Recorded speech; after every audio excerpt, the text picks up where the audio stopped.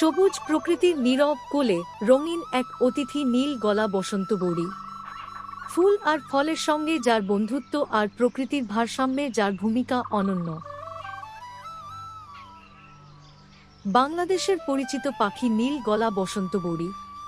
এর ইংরেজি নাম ব্লু থ্রোটেড বারবেট এবং বৈজ্ঞানিক নাম Psilopogon asiaticus। সবুজ দেহ, নীলচে গলা আর লাল হলুদের মিশ্রণে এ পাখি যেন জীবন্ত রঙের ক্যানভাস।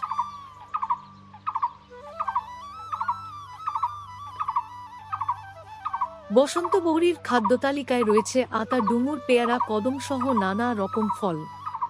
ফল খাওয়ার মাধ্যমে এরা বীজ ছড়িয়ে দেয়, যা নতুন গাছ জন্মাতে সাহায্য করে। এরা সাধারণত একাকী বা জোড়ায় চলাফেরা করে।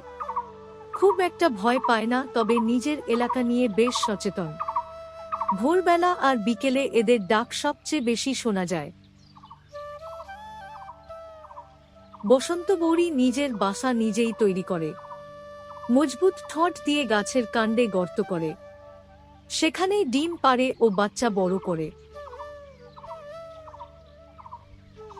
ফুল আর ফলের প্রতি এই পাখির ভালোবাসা প্রকৃতির সঙ্গে মানুষের সম্পর্কের কথাই মনে করিয়ে দেয়। নীরবে থেকেও বসন্ত বৌরি প্রকৃতিকে দেয় অনেক কিছু। এই সুন্দর মুহূর্তগুলো আমাদের সঙ্গে ভাগ করে নেওয়ার জন্য আপনাদের সবাইকে আন্তরিক ধন্যবাদ।